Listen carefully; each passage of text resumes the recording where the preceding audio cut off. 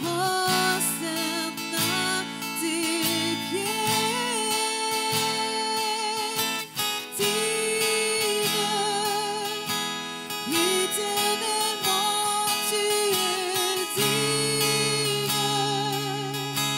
Glorieux Seigneur, tu es digne. Je me prosterne devant toi.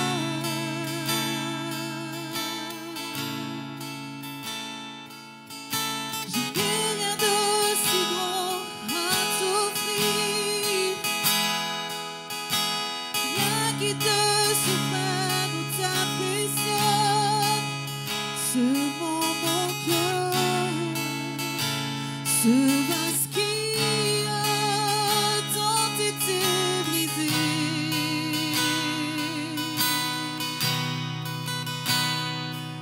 Il n'y a rien qui captive autant mon âme. Plus rien n'a de valeur ni de passion. Seulement ta présence, seulement ton regard, incomparable amour. Je me prosterne à tes pieds, Père compatissant, qui efface mes péchés. Je me prosterne à tes pieds. Digne, éternellement tu es digne. Glorieux Seigneur, tu es digne. Je me prosterne devant toi.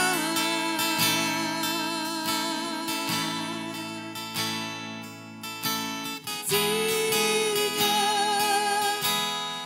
éternellement tu es digne. Glorieux Seigneur, tu es digne. Je me prosterne devant toi.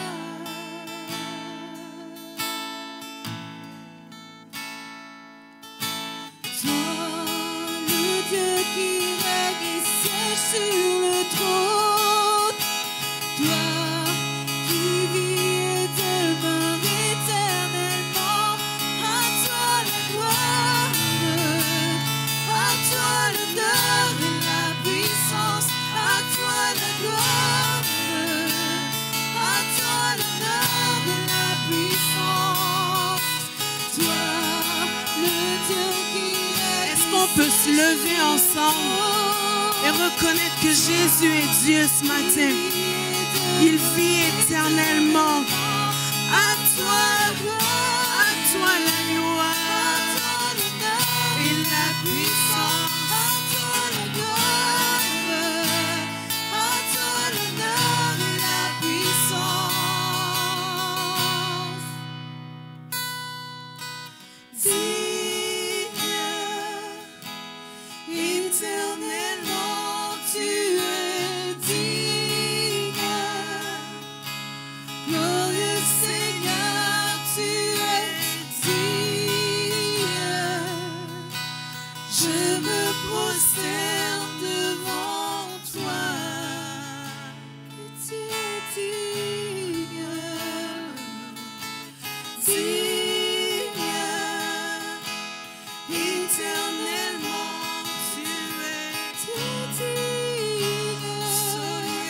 Glorieux Seigneur, tu es digne.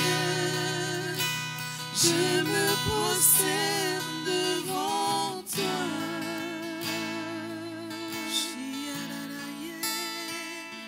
Est-ce qu'on peut juste adorer Jésus quelques minutes et dire Seigneur, tu es digne.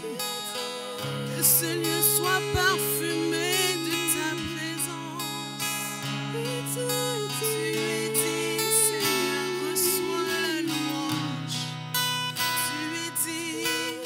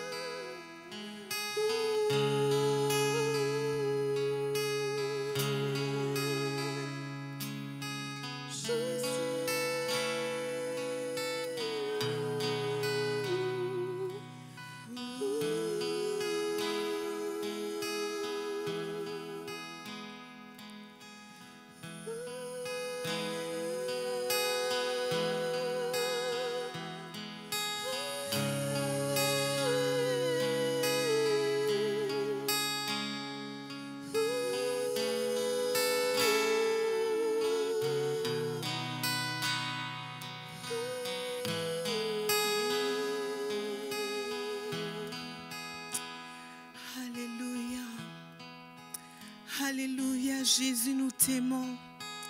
Nous glorifions ton nom dans ce lieu. Seigneur, reçois ce parfum ce matin. Oh Seigneur, que ce soit de bonne odeur devant toi, Seigneur. Prends-nous comme des sacrifices vivants ce matin, Seigneur.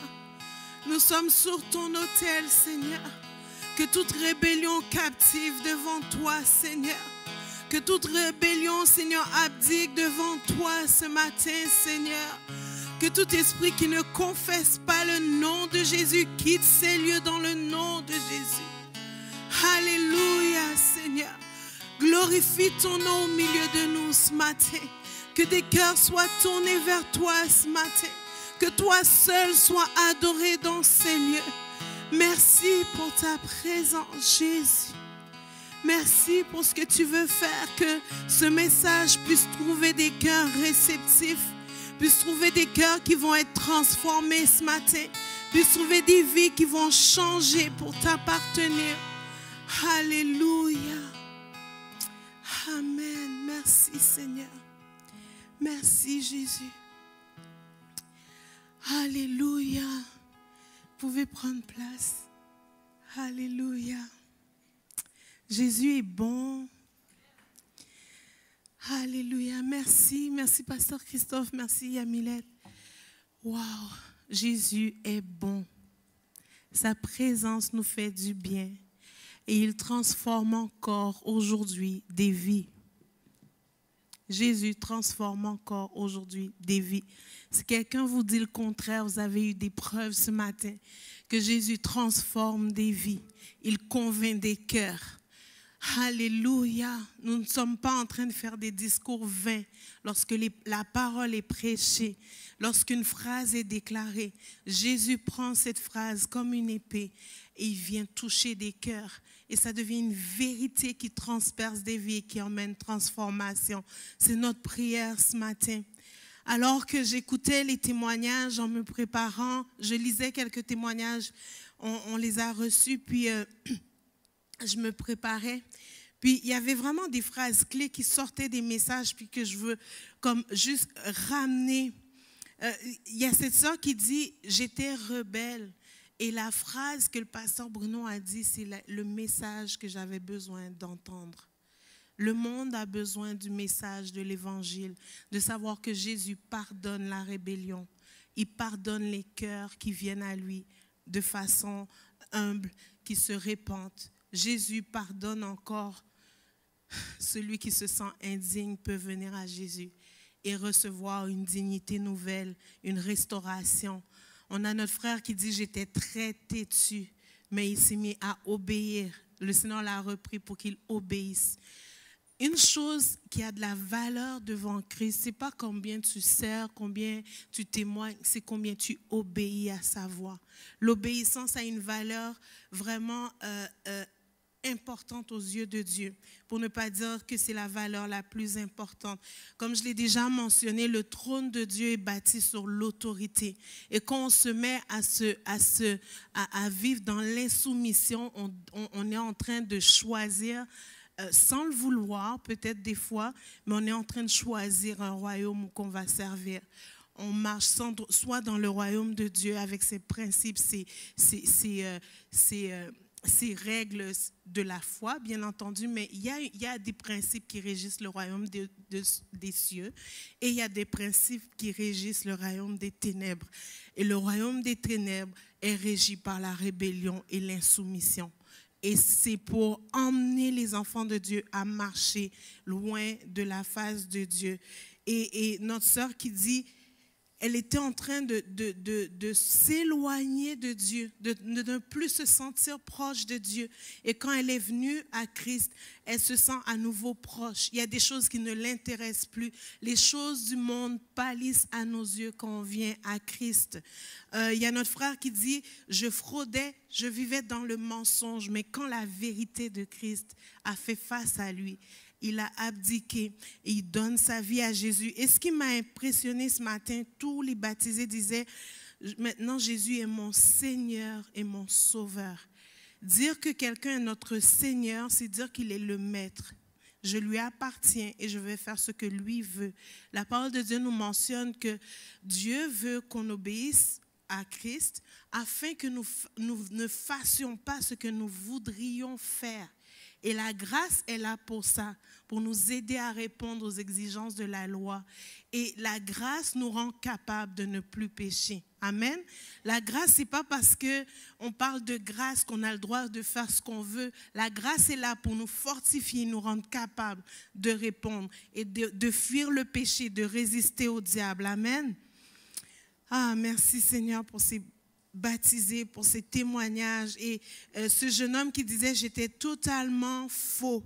Jésus peut nous rendre vrais, authentiques. Il peut nous rendre capables de tenir devant les gens puis de les regarder, de savoir ce qu'on dit, c'est la vérité. Alléluia. Et ce matin, ce que j'aimerais dire, c'est les baptisés ne nous ont pas présenté une vérité parmi tant d'autres. Chacun n'est pas venu à dire « j'ai eu ma vérité », mais on a compris que c'est la vérité. Christ est le chemin, la vie et la vérité. Et il a dit « j'ai mis tout de côté pour avoir une vie arrangée ». J'ai aimé, ce n'est pas une vie rangée, arrangée pour suivre le Christ. Alléluia. Alors ce matin, j'aimerais te dire que de frauduleux, tu peux devenir proche et complet et appartenir à Christ. De rebelle, tu peux devenir quelqu'un qui obéit et qui marche avec Christ. De quelqu'un qui a fait toutes sortes d'affaires, qui a touché à toutes sortes de choses. Et vous savez pourquoi ces gens n'ont pas eu honte de dire « j'ai touché à la pornographie, j'ai fait ci » parce que c'est réglé en Christ. Parce qu'ils ont mis ça devant le Seigneur et le Seigneur n'a pas eu honte de les prendre et de les transformer. La Bible dit qu'on peut venir à Christ comme on est et lui fait la transformation en nous. Des fois, ça va vite. Comme disait Wilfred, je suis venue à Jésus et j'ai mis tout ça de côté. Des fois, c'est un processus qui prend place et c'est plus long. Soyez patient avec vous si vous êtes dans ce cheminement-là avec le Seigneur. Que vous marchez, un jour tout va bien, puis le lendemain, on est à terre, puis on ne sait plus quoi faire, puis le lendemain... Christ n'est pas en train de te dire que tu es condamnable. Au contraire, si tu es venu à Jésus mais que tu as encore des luttes, dans Romains 12, 1, il est mentionné, il n'y a plus de condamnation pour celui qui est en Jésus-Christ. Relève-toi, demande pardon et continue ton chemin avec Christ. Et demande des forces nouvelles, demande de l'aide au Saint-Esprit et continue à avancer. Ne laisse pas la culpabilité te ramener en arrière. Ce matin, j'aimerais voir avec vous un passage et selon le temps qui m'est imparti, je vais voir avec vous dans Ézéchiel où est-ce qu'on parle ici de rébellion, où est-ce que le Seigneur va dire « Je t'envoie vers une famille de rebelles ». Le Seigneur nous prend, il nous dit « Je vous envoie comme des brebis au milieu des loups ». Je vous envoie. Et ce matin, il y aura deux facettes à mon message. Il y a ceux que Dieu appelle pour dire « Comme il a dit à Ézéchiel, je t'envoie, je vais rendre ton front dur, je vais te rendre le front dur par rapport à ceux qui s'opposent à toi et qui ne veulent rien écouter. » Il y a aussi ce message où est-ce que Dieu dit, si tu es rebelle, voici ce qu'Ézéchiel a dû faire pour juste montrer au peuple, vous êtes rebelle, mais il n'a pas emmené une solution. Mais Christ est la solution qu'il a envoyée à la croix pour confondre la rébellion. Et ce matin, on voit dans l'Ancien Testament que Dieu est en train de dire, vous êtes un peuple rebelle. Je me suis donné pour vous, j'ai fait ci. Voici les conséquences de votre rébellion. Mais dans le Nouveau Testament, la Bible dit, celui qui a pris sur lui tout le poids de ce que Ézéchiel a fait, qu'il a dû cuire du pain sur des excréments pour mettre une image de ce que le peuple vivait, pour que le peuple comprenne ce qu'ils sont en train de faire. Et il lui dit, je t'avertis, ils ne vont pas t'écouter, ils ne veulent pas changer, mais voici ce qu'ils font. Et en Christ, Jésus vient, il dit, toute cette image-là d'excréments, que ça a été cuit avec des excréments, que Ézéchiel a dû manger son pain après qu'il a été cuit sur des excréments. Jésus lui dit, c'est moi le pain.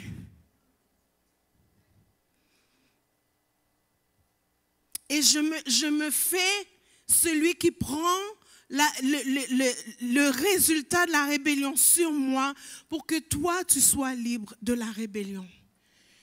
Et ce matin, si dans ton cœur, il y a encore des traces de rébellion, il y a encore des choses qui tiennent, qui résistent, qui t'empêchent de marcher avec Christ, je te dis qu'il y a une solution, c'est de revenir à la croix, de revenir au pied de Jésus et de dire, Seigneur, me voici, je ne suis pas capable de moi-même, mais tu peux prendre ma rébellion et me rendre libre.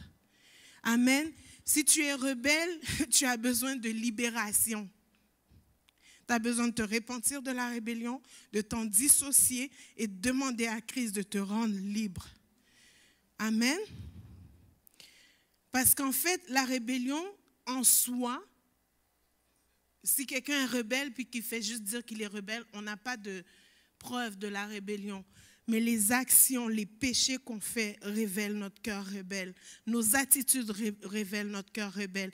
Ce qu'on fait, ce qu'on déclare de notre bouche, qu'on nous reprend, comment on réagit, notre attitude. Quand on te reprend et que tu boudes là, ça révèle la rébellion de ton cœur. Que tu le veuilles ou pas, que tu dises que j'ai pris 3 jours pour en parler au Seigneur, il y a de la rébellion dans ton cœur. Si tu ne peux pas changer promptement et changer de direction, te repentir, il y a de la rébellion. Parfois, on met la rébellion comme quelque chose de grave, comme notre frère nous a parlé, mais des fois, ça commence tout petit dans le cœur et on le laisse grandir. Si tu sens ce matin que c'est tout petit dans ton cœur, tu peux déjà venir à Christ et lui demander, aide-moi, pardonne-moi. Je me dissocie de cette rébellion-là, je m'en sépare et je veux me consacrer, comme les baptisés ont dit ce matin. Je me consacre à Jésus. Ils ne se consacrent pas à une doctrine, à une façon de faire. Ils vont peut-être vivre des déserts dans les prochaines semaines, on ne le sait pas. Mais ils ont pris la décision. Il y en a un qui a dit, jusqu'à la mort, je vais suivre Christ. C'est une grosse déclaration. Et ce matin, si dans ton cœur, tu sens que ce que je dis, tu es déjà frustré parce que je parle de rébellion, puis que tu dis, ben, je suis chrétien, je ne suis pas rébellion, tu es rebelle. Si déjà ça te dérange, tu es rebelle, il y a quelque chose qui ne va pas. Amen. Alléluia. Ézéchiel 2, au verset 2, il est mentionné, dès qu'il m'eut adressé ces mots, l'Esprit entra en moi et me fit tenir debout. Et je vais revenir sur ça. Il me fit tenir sur mes pieds. Quand Ézéchiel a eu ces visions, la première chose qui est mentionnée, c'est qu'il se sentait comme faible, il se prosternait, il se sentait défaillir. Et ça dit, l'Esprit est venu rentrer en lui et l'a remis debout. Et c'est l'action puissante que le Saint-Esprit veut faire dans nos vies. Lorsqu'on vient à Christ, il veut venir en nous et nous remettre pleinement debout, nous restaurer pleinement, nous rendre capables à nouveau. Et c'est ce qu'il a fait dans la vie d'Ézéchiel. Il l'a remis debout et il s'est mis à entendre Dieu qui lui parlait. Il dit, fils de l'homme, je t'envoie vers les enfants d'Israël, vers ces peuples rebelles. Vous pouvez mettre vers ce Québec rebelle ou autre chose, ma famille rebelle, peu importe, qui se sont révoltés contre moi. Eux et leurs pères ont péché contre moi jusqu'au jour même où nous sommes. Ce sont les enfants à la face impudente et au cœur endurci.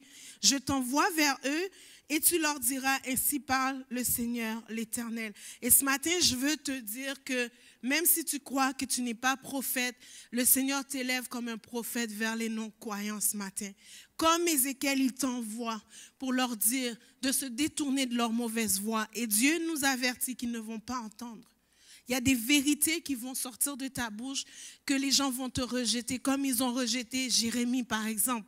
Jérémie, on l'a mis dans une citerne.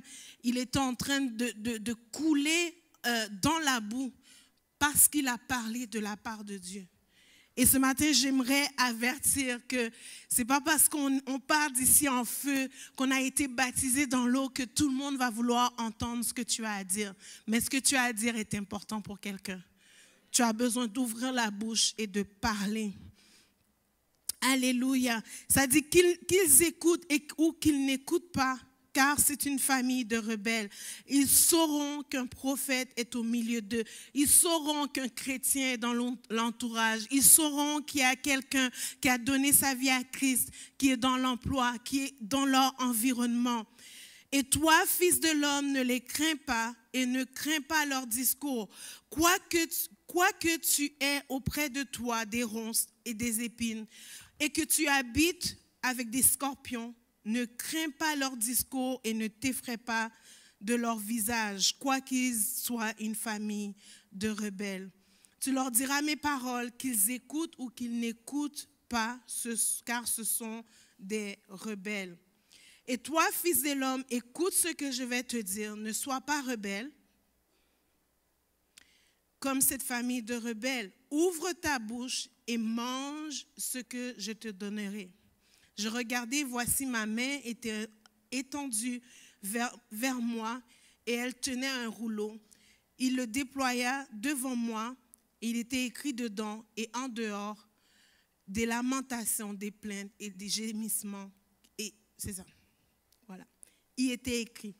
Et il me dit, fils de l'homme, mange ce que tu trouves, mange ce rouleau et va, pars à la maison d'Israël. J'ouvris la bouche et il me fit manger ce rouleau. Et au verset 3 du chapitre 3, ce qui me fascine, c'est qu'il dit, nourris ton ventre et remplis tes entrailles de ce rouleau que je te donne. Je le mangeai et il fut dans ma bouche comme du miel. Et ensuite, je vais juste aller plus loin, où est-ce que Dieu va demander une action prophétique à Ézéchiel. Il va lui dire, tu te couches sur un côté pendant 390 jours, tu restes couché, ensuite tu te tournes de l'autre côté, puis vraiment, il ne pouvait rien faire. Il dit, je vais mettre une corde sur toi afin que tu ne bouges pas. Et ça va être un signe pour le peuple pour leur montrer quel est leur état. Et il va lui dire, tu vas prendre des excréments humains, tu vas faire un feu et tu vas cuire du pain. Et il va lui dire les ingrédients à mettre dans le pain. C'est que ça que tu vas manger avec un peu d'eau et c'est des centilitres d'eau. C'est un petit peu de pain chaque jour. Il est en train de dire, voici ce qui leur arrive. Ils vont manger comme ça à cause de la rébellion. La rébellion produit un fruit et c'est la disette. La rébellion produit un fruit, c'est de ne plus être libre, c'est d'être lié à cause de la rébellion.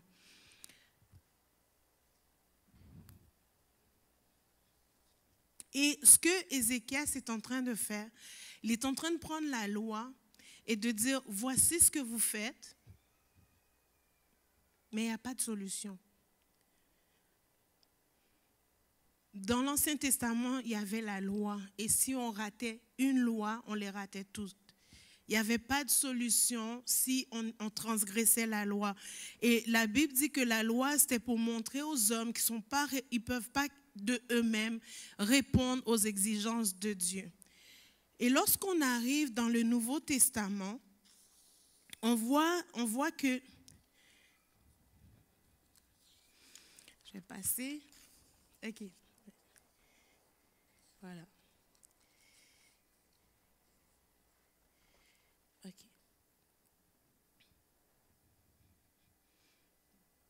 Avant d'aller à Jésus, je vais vous... OK. C'est ça.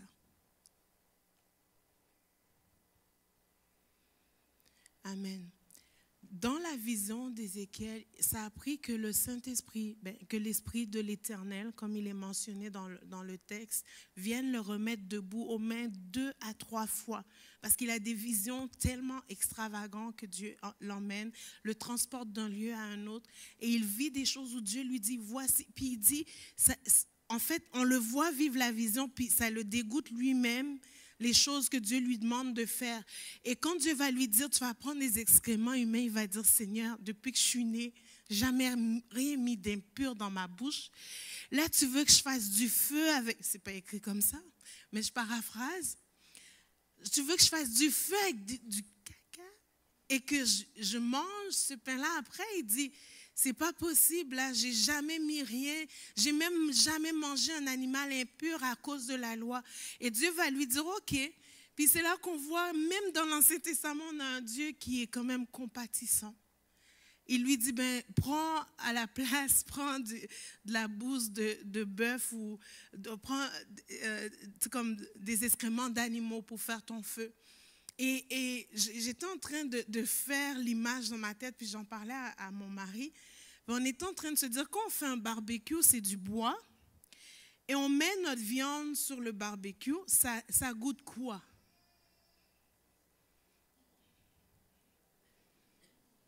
Ça goûte la fumée qui a fumé, qui sort du bois, on le goûte dans notre viande. Et là, j'étais en train je me fais des films, hein. J'étais en train de m'imaginer Ézéchiel qui doit manger un pain qu'il a fait cuire sur un feu de bois, pas de bois, mais d'excréments. Et la fumée monte, ça fume, et il doit manger ce pain-là. Pour juste imager l'état d'un peuple. Voici ce que le peuple fait vivre à Ézéchiel. OK? Ézéchiel était un signe pour son temps. Et la rébellion, ce que ça produit de la chenoute, ça produit du pas bon Dieu. OK? C'est ça. La rébellion produit une séparation d'avec Dieu, une solitude. Il était seul avec des cordes sur lui. Dieu dit, je vais mettre des cordes sur toi. Tu vas rester couché dans une seule position. Tu ne bouges pas. Et la rébellion produit ça. Le péché produit ça dans nos vies. L'isolement. Tu es tout seul dans ton coin. Tu restes là. Tu ne bouges plus pendant 390 jours. Est-ce qu'il y en a qui sont déjà restés au lit pendant 390 jours? Sans bouger, tu ne bouges pas. Tout ce qu'il avait le droit de faire, c'était dans la journée, il pouvait manger 2 fois un petit peu de pain, un petit peu d'eau. Puis il reste là, fait qu'il maigrissait en plus de ça. C'était de la disette. Et on est en train d'imaginer ici qu'est-ce que le péché fait dans nos vies. Il n'y a rien qui est bon dedans. Ça produit de la chenoute, du mauvais, ça détruit, ça fait maigrir, ça fait fondre parce qu'on n'a rien à manger, puis c'est la disette, un petit peu d'eau pour asseoir. C'est un désert total alors qu'il était en pleine forme avant. Mais Dieu l'emmène à vivre ça pour imager le péché. Right?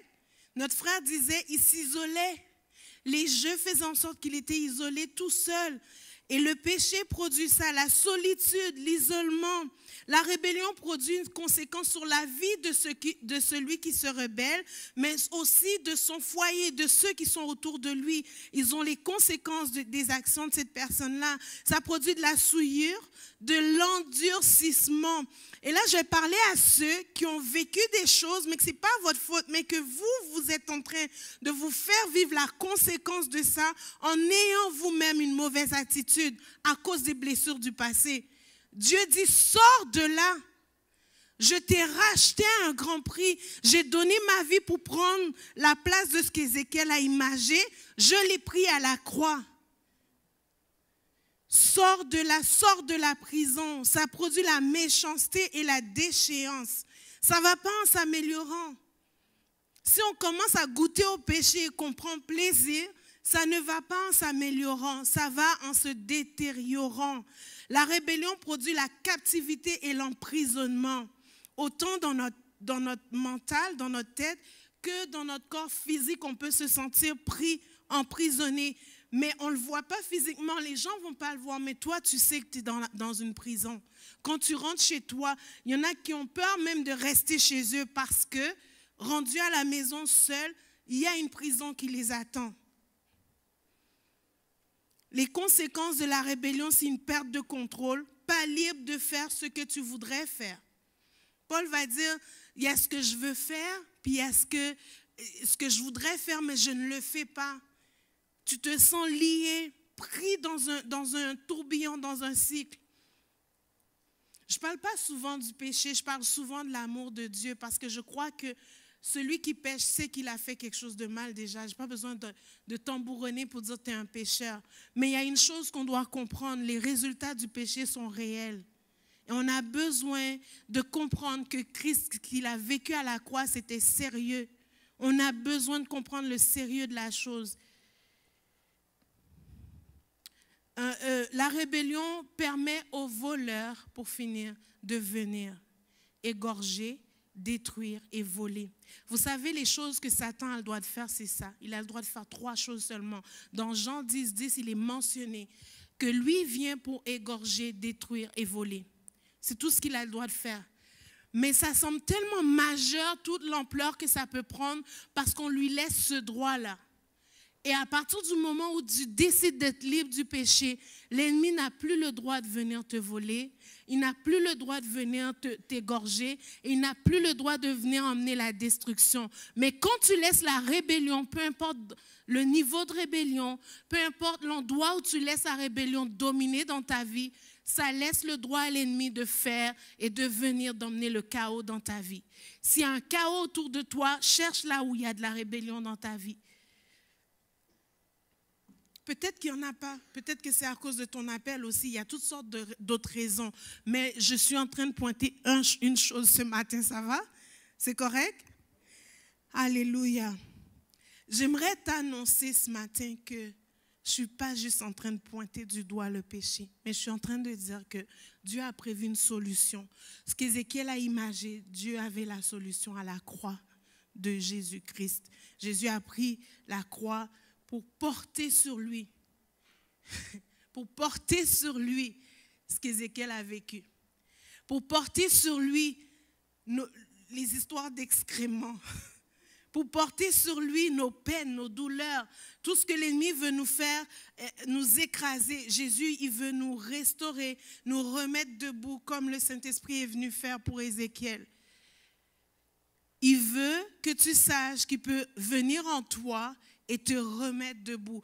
Et là, je disais à mon mari, on pourrait faire comme les super-héros, tu sais, puis là, ça vient, puis là, comme dans un dessin animé, tu sais, puis comme si quelqu'un te tirait par la poitrine, puis te remettait debout. Il m'a dit, non, fais pas ça. Fait que, mais moi, c'est ça, la puissance qui peut nous remettre debout, cette puissance de Dieu-là. Je crois que des fois, on a besoin de se l'imager dans notre tête pour dire Dieu est capable de faire ça. Même si de moi-même, je n'ai plus la force, mais il peut me redonner les forces pour me remettre debout. Il peut faire en sorte que mon passé, j'en parle et je ne pleure plus. Au contraire, j'ai un grand sourire. Pourquoi? Parce que Jésus peut guérir complètement. Il peut te guérir de ton passé, il peut guérir de ton présent et te donner un avenir meilleur.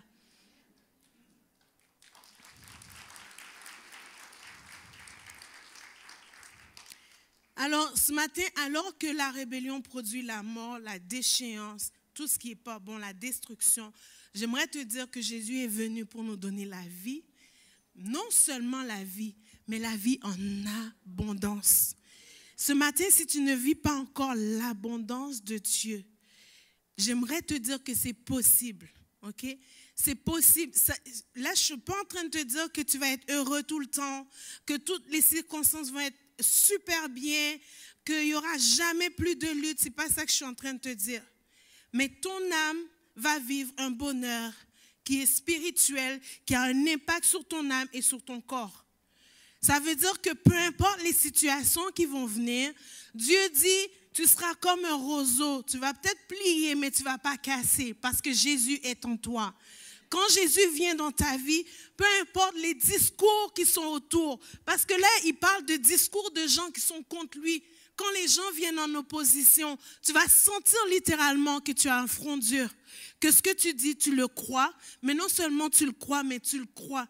Vous savez, il y a des matins où je me lève, je dis, Marjorie, je ne te crois pas du tout. Je ne te crois pas, je crois à Jésus, je crois à la Bible, mais ce matin, je ne te crois pas pantoute. Fait que tu vas te taire. Et ça prend des journées où on se dit ça, parce que le péché va toujours se présenter encore. Les choses où tu es faible, les angles morts vont toujours être là. ils vont se représenter pour voir si tu serais disposé ce matin. Comme Jésus te présente la vie, l'ennemi va encore te présenter la mort comme solution quand tu ne te sens pas bien, quand tu te sens mal, quand tu es fatigué. La pornographie va encore faire des pop-ups sur ton ordinateur. Qu'est-ce que tu vas faire? La vie en abondance, c'est de choisir. Je vais fuir. C'est même pas de résister puis dire je serai capable. Jésus est avec moi maintenant. Fait que là, on va essayer d'aller voir où est-ce que c'était, est-ce qu'il y avait un lien quelque part. Appelle quelqu'un d'autre pour faire le lien quelque part, puis toi, quitte. C'est ça le point. C'est que si tu n'as pas été capable avant, maintenant que tu as donné ta vie à Christ, que tu marches dans une vie abondante, à chaque saison où est-ce que tu dois changer de niveau spirituel, les mêmes choses vont se représenter, les mêmes crises vont se représenter, les mêmes situations vont se représenter tant que toi, tu ne vas pas dire non, je quitte. Le jour où tu dis non, l'ennemi va travailler fort pour trouver un autre endroit. Mais cet endroit-là sera fini, la porte sera fermée. Mais c'est à toi de décider que. Je parlais avec quelqu'un cette semaine, quelqu'un qui est parti au loin, qui m'appelle en Afrique, qui me dit, il faut que je délivre telle personne, comment tu peux m'aider? Je lui ai dit, la personne, est-ce qu'elle t'a dit oui, elle veut être délivrée? Elle me dit, non, mais son cas est tellement grave. Je dis, la personne, est-ce qu'elle t'a dit oui, elle veut être délivrée? Ben non, mais je veux l'aider. Je dis, t'as beau vouloir l'aider, si elle ne donne pas son accord, toi, tu ne fais rien. Chacun d'entre vous, là, si vous avez besoin de libération quelque part, vous avez un péché qui traîne, tant que vous tolérez les choses et que vous dites quelqu'un va m'aider, ça va demeurer. Le jour où tu dis j'en ai assez, je quitte ça maintenant, j'arrête cette pratique, je ne veux plus me mettre en colère, je refuse, je vais aller prendre une marche. Tant que tu ne fais pas ça, ça va continuer à se présenter à toi, ça va continuer à te dominer. La Bible dit quoi? On sert ce qui nous domine. Si c'est Christ qui nous domine, on va servir Christ. Mais si c'est le péché qui nous domine, on sert le péché. Si tu péchais ce matin, ce que j'ai à te dire, arrête de pécher. Tu as la puissance, l'autorité dans ta vie pour arrêter le péché. On ne joue pas avec le péché, c'est d'arrêter. Si c'est l'ennemi qui se présente, tu as des oppositions, ça devient lourd, c'est difficile, demande de l'aide à quelqu'un. Mais si c'est un péché qui traîne dans ta vie, le cycle doit s'arrêter là. Pour que tu aies ta liberté, il faut que toi, tu arrêtes. Quelqu'un d'autre peut prier tant qu'ils veulent pour toi, mais tant que tu ne décides pas d'arrêter de pécher, tu vas pécher. Et tant que tu ne comprends pas que tu n'es plus pécheur, mais que tu es un saint maintenant, et que ta nature, c'est la nature divine qui prend place en toi, tu vas continuer à fonctionner comme quelqu'un qui a une nature pécheresse. Right? C'est ce que la vérité, c'est ça? En Christ, on devient une nouvelle créature. Les choses anciennes sont passées. Voici, toutes choses sont devenues nouvelles. Ici, on parle de péché. Right? Est-ce que c'est clair? Et donc, le péché, tu as autorité d'arrêter. Tu as une propre volonté. Jésus ne va jamais t'obliger à arrêter de pécher. Il va te proposer, le Saint-Esprit va te parler. Il va te le dire une fois, 2 fois, 3 fois. Il va te soutenir, mais c'est toi qui dois arrêter de pécher. Tu as une volonté. Pour ceux qui ne le savaient pas ce matin, tu as une volonté propre. Si tu m'écoutes en ligne, laisse-moi te dire, ça a beau passer pour une obsession, tu as une volonté d'arrêter. Si tu n'es pas capable seul, trouve quelqu'un qui va t'accompagner pour dire je suis redevable. Si jamais je tombe, je vais t'appeler. À chaque fois que j'ai fait ça avec des gens, vous savez qu'ils s'en sont sortis. De dire à chaque fois que tu auras le goût de faire telle affaire, appelle-moi, peu importe l'heure. Il t'appelle une fois, on prie ensemble. Là, tu vas aller, tu sais quoi faire, oui, je vais le faire. 1 fois, 2 fois. Finalement, ça s'arrête. Je te le dis, si ça ne marche plus là où l'ennemi trouvait la poignée, il va essayer de chercher une autre poignée pour venir. Mais toi, prépare-toi. Quand tu sens que tu as la paix et que c'est réglé, prépare-toi pour la prochaine saison. La Bible dit d'être ferme après avoir tout surmonter. C'est pas parce qu'on a gagné dans tel domaine, c'est la fête, on est en été, je prends des vacances de Jésus. Il n'y a pas de vacances de Jésus. Je vous le dis, l'été arrive là, vous pouvez prendre vacances de l'église, aller visiter une autre église, mais prenez pas de vacances de Jésus. Alléluia. Donc, qu'est-ce que la Bible nous dit pour empêcher le voleur de venir et de venir dérober, de venir prendre? Et qu'on décide, je me dis ça aussi, vraiment il faut faire les étapes. On dit, Seigneur, je te demande pardon parce que j'ai été rebelle, j'ai fait ci, j'ai fait ça. L'épreuve de la rébellion, c'est ton comportement. C'est d'appliquer après une éthique chrétienne dans ta vie. Telle chose, je n'y prendrai plus plaisir. Tu peux te parler, dis Marjorie, à partir de maintenant, tu ne manges plus de sucre. Puis c'est fini le sucre. Puis tu as beau être dans une fête, on te propose un café, on te dit on peut te mettre 4 sucres dedans, 5 sucres. Je ne prends pas de sucre dans le café. Il n'y a pas de sucre. Même si j'aime le goût sucré, il n'y a pas de sucre. Puis ça fait mal. Il n'y a pas de sucre. Il y a quelqu'un avec qui tu allais à tel endroit, puis à chaque fois que tu revenais, tu te sentais vide parce que ça ne t'a rien apporté. Mais la personne est toujours dans ton entourage. Puis elle commence à te culpabiliser, puis tu vois qu'elle est utilisée pour ramener ce péché-là dans ta vie. Excuse-moi, il n'y a pas de sentimentalisme. Soit tu choisis Jésus, soit tu choisis cette personne-là. Si tu sais qu'un endroit pour toi, c'est difficile, puis que ton pied ne doit pas aller là, coupe ton pied, que la Bible dit, c'est fou là. Si ton pied est pour toi une occasion de chute, là, allez pas couper vos pieds, ok? Vous saisissez? Ce qui t'empêche de marcher droit avec Christ, coupe-le de ta vie. Consacre-toi. Se consacrer, c'est se mettre à part. Ce n'est pas ne plus avoir d'amis, mais c'est de se mettre à part. Là où je sens que j'ai encore une faiblesse, puis que j'ai des amis non chrétiens, mais que je ne suis pas assez fort encore pour amener ce que je porte, je m'abstiens un peu pendant un temps, je prends un temps, je vais en retraite, je trouve des gens où j'y vais avec quelqu'un d'autre pour témoigner. Mais si quand je me retrouve dans cet endroit-là, je deviens faible, mais ça ne sert à rien d'aller là. Vous saisissez? Ça prend de prendre des décisions, de suivre des étapes. Je me sépare, j'applique une éthique chrétienne à ma vie, je mets des principes en place. Ça, je ne le ferai plus. Ça, je ne le fais pas. Ce type de film-là, je ne le regarde plus. Tu ne peux pas dire que tu es appelé à la délivrance puis tu regardes des films d'horreur. Si tu fais ça, il y a un problème. Parce que c'est ce que tu portes que tu déverses. Si quelqu'un vient prier pour moi, si vous regardez des films d'horreur, ne priez pas pour moi, ne me touchez pas. C'est aussi simple que ça. Vous coupez les choses qui ne vont pas. Si les types de chansons que vous écoutez, si ça vous emmène à réaliser que vous êtes célibataire et donc je fais pitié parce que j'ai besoin d'un ami, tout ça, arrêtez d'écouter ça.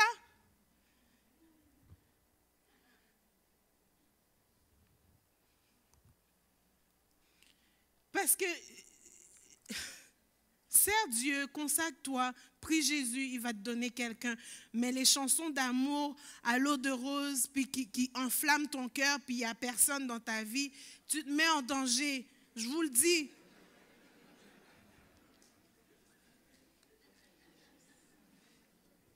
La Bible dit de s'aimer les uns les autres. Ça, c'est la loi de Christ. D'aimer Dieu et d'aimer les uns les autres. Et je vais finir avec ça. C'est-à-dire, si vous vous mordez et dévorez les uns les autres, prenez garde que vous ne vous détruisez pas. Là, on ne parle pas que c'est l'ennemi qui détruit, c'est nous-mêmes qui nous détruisons les uns les autres. Et il y en a qui portent cette portion-là de vouloir détruire les autres. Détruire l'autre parce que je ne suis pas comme lui, détruire l'autre par jalousie.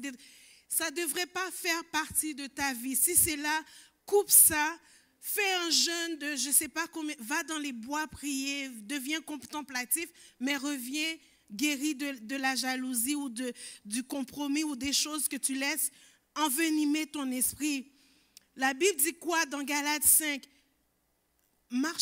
Je dis donc, marchez selon l'esprit et vous n'accomplirez pas les désirs de la chair.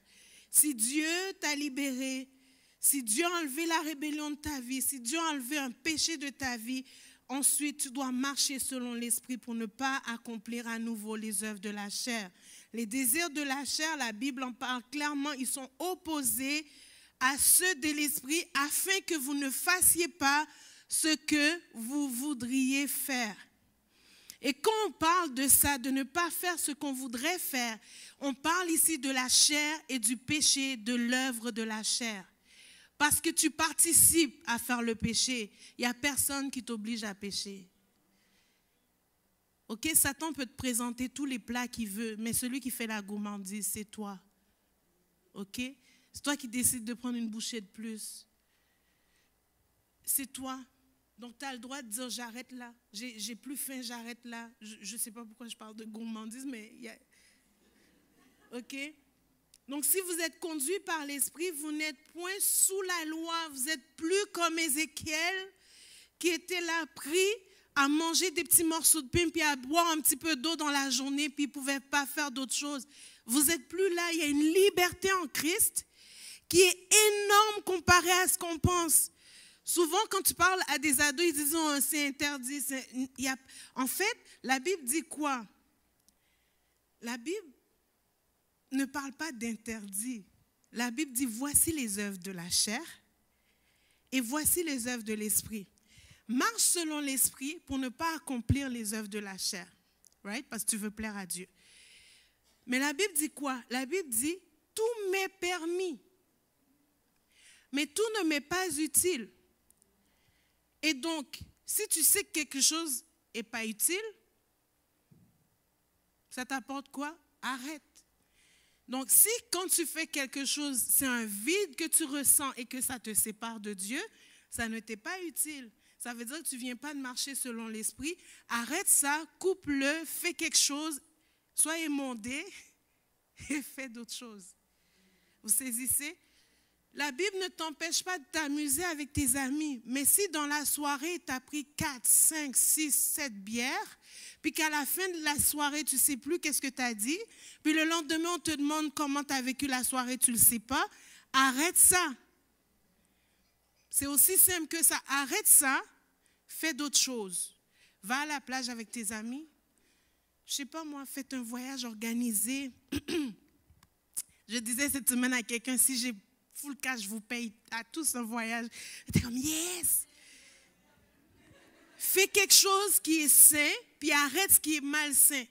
Les relations malsaines, est-ce que tu es obligé de subir la relation de quelqu'un qui ne veut pas être gentil avec toi, qui est méchant avec toi, qui te fait souffrir? La Bible dit quoi? Si ça t'emmène à marcher dans la chair, puis que tu es en colère, puis tu as envie de lui péter à chaque fois, ben arrête ça! Ça ne te fait pas du bien. En fait, on a une marche où on doit faire des choix. Jamais le Saint-Esprit a fait des choix à la place de quelqu'un. Il a proposé, nous a rendus forts, il nous pourvoit pour la grâce, mais il nous rend responsables. Nous sommes responsables de ce qu'on décide de faire. Si tu marches dans le mensonge, je te dis que le résultat du mensonge, c'est la mort. Dans l'Ancien Testament, il y a un prophète qui est arrivé, il s'est mis à parler et à mentir de la part de Dieu. Et là, on est dans Jérémie. Qu'est-ce qui s'est passé? Jérémie est allé le voir tranquillement, dire, Dieu te fait dire que tu as menti en son nom. Tu vas mourir. La fin de la même année, il est décédé. Ça, c'est le résultat du mensonge. Pourquoi? L'ennemi commence par nous mentir. Il y a 2 niveaux au mensonge. L'ennemi commence par nous mentir et on croit au mensonge et ça nous mène à la mort. Ou on commence à pratiquer le mensonge qu'on entend et ça aussi, ça nous mène à la mort. Donc, pour arrêter ça, tu arrêtes de mentir, tu arrêtes de croire au mensonge de l'ennemi. Que faire si je suis menti tout le temps? L'ennemi me ment tout le temps et j'y crois, je marche, puis je marche dans la défaite. Mais tu arrêtes de croire au mensonge, tu prends ta Bible, tu trouves la vérité, tu remplaces par la vérité. Ne cesse jamais de croire un mensonge puis laisser ça vide parce qu'il va revenir avec d'autres mensonges. Fait que si tu ne crois plus à ce mensonge-là, quelle est la vérité que Dieu te dit? Tu appliques cette vérité dans ta vie. Non seulement tu l'appliques, mais tu pratiques cette vérité. Parce que ça ne sert à rien de savoir, de connaître une vérité et de ne pas pratiquer cette vérité-là. Ce matin, je réfléchissais, puis le Seigneur me disait, beaucoup périssent parce qu'ils se basent sur le fait de savoir, mais ne pratiquent rien du tout et marchent comme ils veulent. Si tu marches comme tu veux ce matin, sache que ce n'est pas la volonté de Dieu pour toi. Ce qu'il veut, c'est que tu commences à pratiquer la parole, que tu marches selon lui et que tu saches que tu ne t'appartiens pas. Si tu ne t'appartiens pas et que quelqu'un vient te dire un mensonge sur toi, c'est à propos de quoi? À propos de celui à qui tu appartiens. Ça, tu n'es pas supposé répondre. La Bible dit, on est mort au péché et vivant pour Christ. Donc, le seul à qui je peux donner un crédit dans ce qu'il dit, c'est Dieu. Et vous savez, le mensonge, c'est un mensonge. Ça veut dire quoi? Dans le mensonge, il n'y a aucune substance. Donc, à partir du moment où tu cesses de croire au mensonge, il n'y a plus rien. Donc, l'ennemi se base sur quoi? Peut-être des fois, il prend des versets, mais la majorité des choses qu'il te dit, il n'y a pas de substance. Fait qu'à partir du moment où tu n'y mets pas ta foi, ça n'existe plus. Vous saisissez? On a besoin de saisir que le mensonge, si j'arrête d'y croire, ça n'existe même plus. De me dire que je ne suis pas belle, ok? Si j'y crois pas. Est-ce que je ne suis pas belle? Je suis belle. Fait que le mensonge, il n'est plus là. Ça peut être d'autres choses. Te faire croire que quelque chose existe. Tu as un seau vide dans les mains, l'ennemi peut te faire croire qu'il y a de l'eau dedans. C'est vrai. Fait que si tu ne regardes pas le seau pour dire non, il n'y a pas d'eau, tu peux le croire. Parce que c'est un mensonge, puis sa puissance se tient où? Dans quelque chose qui n'a pas de substance. Donc, on a le diable qui est le père de quelque chose qui n'a aucune substance. Et tu as des chrétiens qui ont un père de vérité dans lequel subsiste toute chose existe en lui. Il dit qu'il est tout en tous. Right? Jésus est la vérité. Que tu crois en Jésus ou pas, sa substance qu'il dit demeure.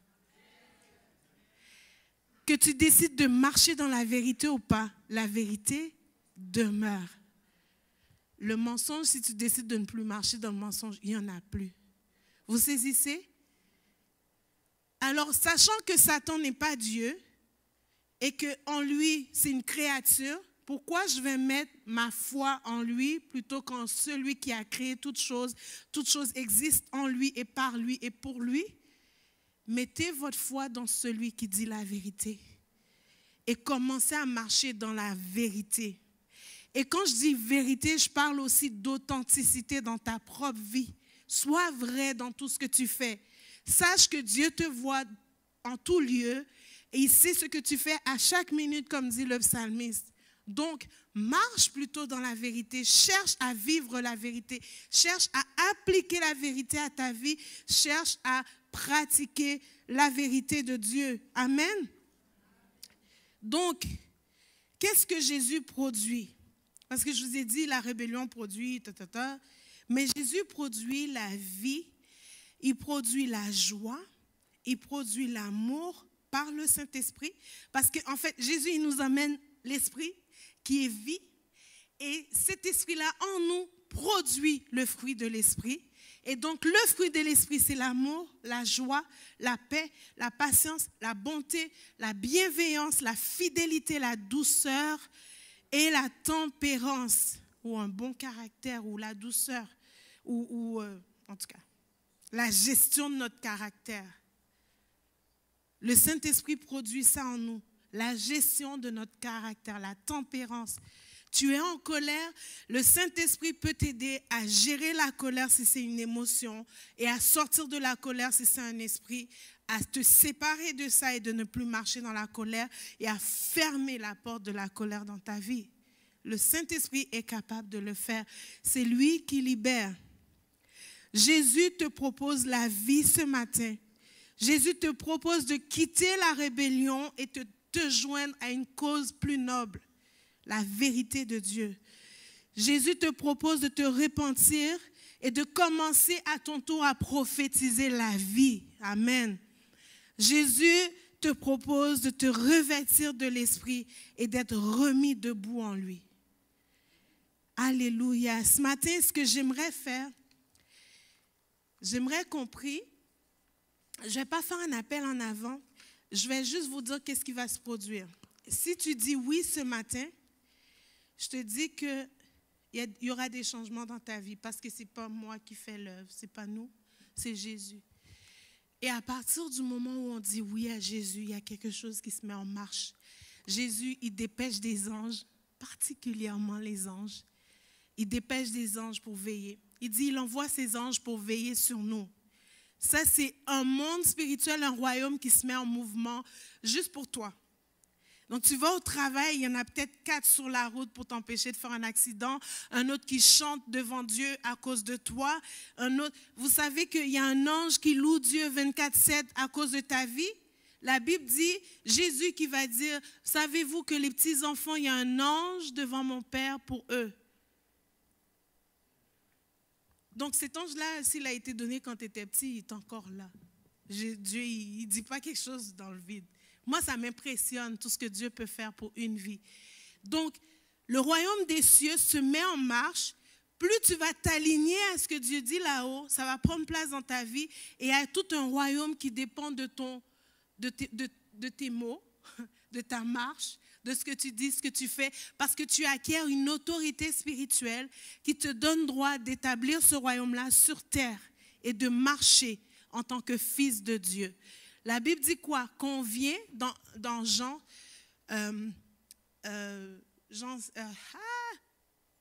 3, 17, il est mentionné que lorsqu'on vient à Dieu, il nous rend enfants de Dieu. Il nous donne le pouvoir de devenir enfant de Dieu. Ça veut dire quoi? Ça veut dire que tu peux venir à Christ et marcher comme si tu n'étais pas enfant de Dieu. Mais il y a un pouvoir qui t'a été accordé pour l'être. Je pense que quand on lit la Bible, il faut prendre chaque petit mot au sérieux. Tu as le pouvoir de devenir enfant de Dieu. Ça veut dire que tu peux marcher, donner ta vie à Christ, donner ton cœur et ne pas vivre comme un enfant de Dieu parce que tu n'as pas donné ta vie. Et ce matin, ce qui m'a enjoué, ce qui m'a réjoui, c'est que tous ont dit, Jésus est Seigneur et Sauveur de ma vie. Il n'y a pas Sauveur et Seigneur, ils ont dit Seigneur avant. C'est puissant de reconnaître Jésus comme Seigneur. Ça veut dire que rien ne m'appartient. Je suis intendant de ma propre vie. Je ne suis même pas propriétaire de ma vie. C'est lui qui est propriétaire de ma vie, de toute chose qui m'appartient. Et de réaliser que si je m'aligne à ce qu'il dit, il y a tout un monde qui est à ma portée et qui sont là pour mon bien.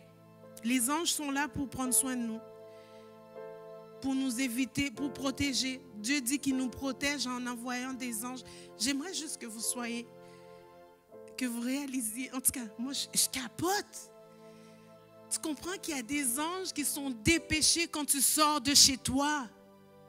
Quand tu vas dormir, que tu remets ton esprit entre les mains de Dieu, il y a des anges qui veillent sur ta maison afin qu'il n'y ait pas d'intrusion nocturne, que ce soit spirituelle ou physique. Est-ce que vous réalisez ça? Quand tu es plus faible, il y a un ange, il y a l'Esprit de Dieu qui s'en va voir quelqu'un qui dit « Réveille-toi, prie pour un tel » parce que Dieu travaille en notre bien. Ça veut dire que tout ce qui est fait est pour notre bien. Même quand tu ne peux, la Bible dit même quand tu dors, Dieu fait travailler les choses pour toi. Si tu réalises dans quel royaume tu es, comment tu es précieux, comment ce que tu dis a de l'importance, comment c'est toi qui gères maintenant au niveau spirituel. Si tu dis c'est assez, c'est assez. Si tu arrives à un endroit, un démon est là, il doit quitter à cause de l'autorité de Christ. Mais vous savez comment appliquer cette autorité? Détache-toi du péché. Parce que l'ennemi, sa plus grande crainte, c'est que tu réalises que tu es grand, que tu es fort, que tu es capable. En Jésus, hein, pas tout seul, parce que tout seul on fait pitié. Mais en Jésus, on domine. La Bible dit, Jésus, sachant que le Père a tout mis sous sa domination, il s'est agenouillé, puis il a lavé les pieds de ses disciples. Jésus n'a jamais douté de son identité. Il s'est fait serviteur, sachant qu'il était fils de Dieu. Et c'est comme ça que nous devons marcher aussi. Que tu sois à ton emploi, que tu sois... Ça ne dit pas de marcher dans l'orgueil puis de commencer à envoyer tout le monde promener. Ce n'est pas ça qu'on est en train de dire. On est en train de dire que face au monde spirituel, tu es grand. Il y a quelque chose de plus grand en toi qui fait peur au monde des ténèbres. Et c'est pour ça qu'il se dépêche d'essayer de t'empêcher de connaître qui tu es et de ne plus marcher en accord avec le péché. Donc, ce matin, ma prière, c'est que tu te lèves d'ici, que tu te sépares des choses qui ne plaisent pas à Dieu, que tu sais que ça ne plaît pas à Dieu. Des relations que tu sais que Dieu ne veut pas dans ta vie, mais que tu maintiens par sentimentalisme. Mais que ça ne produit rien du tout dans ta vie, que tout ce qui ne t'est pas utile, que tu rejettes ça pour prendre ce qui est utile dans le royaume et commence à marcher comme une fille, comme un fils du roi des rois, comme un enfant de Dieu, sachant que tu as le pouvoir de marcher comme ça. La grâce te rend capable. Il y a des choses où vous attendez que Dieu vous en délivre, mais il dit, fais-le. Parle, dis quelque chose, bouge, sors de là, change d'endroit, ne reste pas là, va prendre une marche. Si tu écoutes bien le Saint-Esprit et que tu arrêtes de t'agiter, tu vas entendre ce qu'il te dit et tu as une responsabilité. Tu as l'Esprit qui vient t'aider, te fortifier, te rendre capable, qui te libère en cas de danger. Il le dit, dans Ézéchiel, il dit à Jérémie, il dit, je vais te délivrer, on va te faire la guerre. Il y aura la guerre, je vous le dis. Mais Dieu est là pour nous délivrer. Celui qui délivre, c'est lui. On ne peut pas se délivrer soi-même à moins de prendre la parole puis de prier, on va être délivré. Mais celui qui nous délivre, c'est Dieu. Mais arrêter de pécher, c'est toi qui dois arrêter de pécher. Right? On met les choses à leur bonne place ce matin. Est-ce que ce matin, si alors que je parlais, tu dis, écoute, je ne suis pas vraiment rebelle, mais je sens qu'il y a des choses que je n'arrive pas à obéir à Dieu. Dieu me demande de faire certaines choses, puis je sais que le fait que je ne les fais pas, ça ouvre des portes dans ma vie. Ça emmène le chaos autour de moi parce que je n'obéis pas sur telle chose. Tu peux même pointer la chose, tu sais déjà que le Saint-Esprit te l'a mentionné plusieurs fois, c'est souligné dans ta Bible en rouge. Ce matin, tu peux te lever, on va prier pour que tu aies la grâce, ok? Pas pour que ça quitte, c'est toi qui dois obéir, right?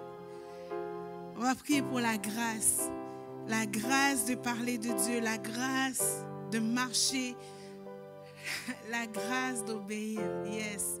Si ce matin tu dis, Pasteur Marjorie t'a parlé, puis il y a du péché dans ma vie, il y en a, puis j'arrive pas à m'en sortir, je sens que c'est de l'obsession, ça m'obsède, ça me dérange, j'arrive pas à m'en sortir, puis vous savez, quand on parle de péché, c'est jamais dans une attitude de jugement, mais c'est dans une attitude de dire, il y a de l'aide, on est en train de vous équiper pour que vous arrêtiez, parce que vous êtes capable.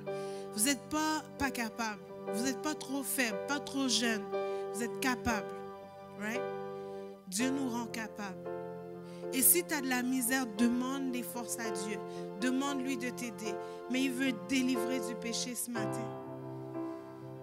Alléluia. Et mon troisième appel, c'est, tu sais qu'il y a un appel sur ta vie, comme je disais, peut-être tu es un Ézéchiel pour ce monde, puis que tu ne sais pas, ou que tu le sais déjà, mais que tu n'obéis pas quand Dieu te demande de parler, de faire quelque chose qui va peut-être te mettre... Ézéchiel, il s'est humilié, c'était de l'humiliation là, ce qu'il faisait là, parce que Dieu lui a demandé de faire. Des fois, Dieu nous demande de faire des choses, puis on se sent trop digne pour faire ce que Dieu nous demande de faire. Ce matin, c'est le moment de décider d'obéir réellement, de se donner radicalement pour Dieu. Vous savez, des fois, les chrétiens ont eu peur d'être trop radicaux. Laissez-moi vous dire que ce sont les radicaux qui font une réforme. Ce sont les radicaux qui emmènent un réveil. Donc, on a besoin de marcher de façon radicale pour Dieu.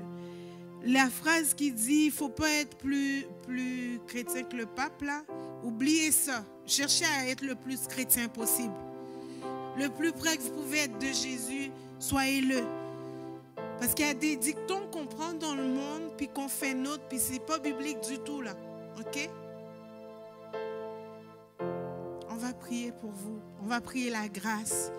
Dieu est capable dans vos vies.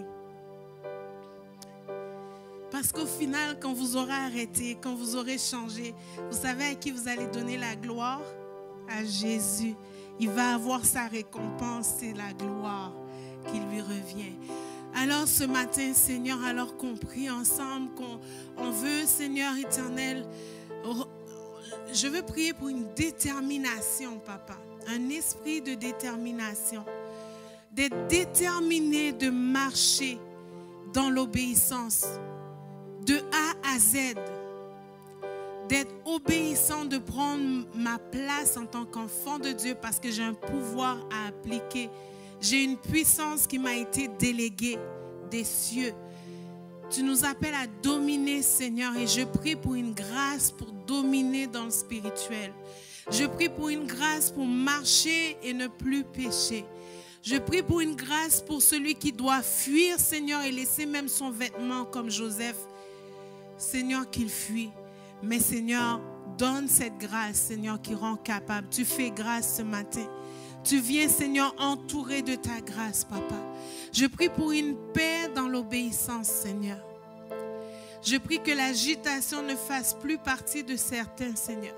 Que tout esprit qui venait agiter les eaux pour créer des choses qui sont fausses, Seigneur, on défait ça maintenant au nom de Jésus.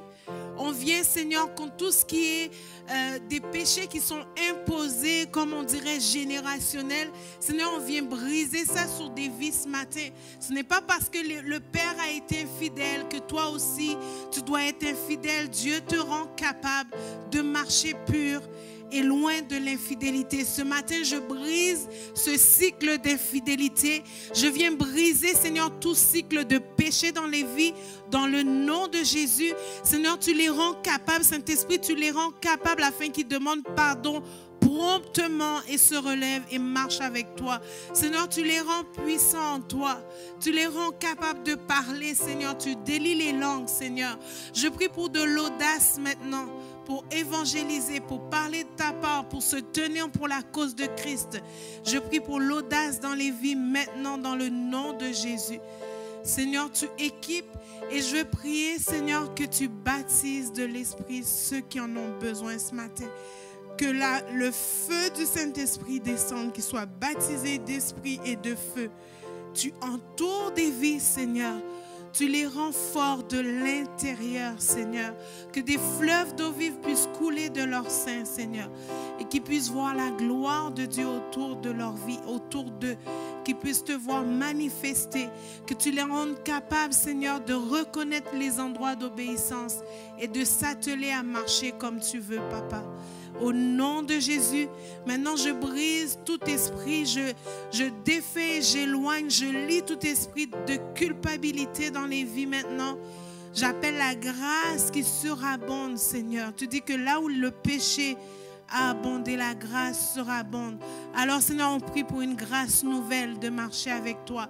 Une grâce qui surabonde, qui prend place dans les vies et qui les rend capables, Seigneur. Je prie pour des témoignages puissants. Que ta vie coule en abondance dans ces lieux. Que ta vie coule en abondance sur ces foyers, Seigneur. Que tu fasses des miracles dans les foyers. Que eux-mêmes voient que c'est toi qui fais l'œuvre, Seigneur. Sur les conjoints, tu poses ta main maintenant et tu agis dans le nom de Jésus. Amen. Merci, Seigneur.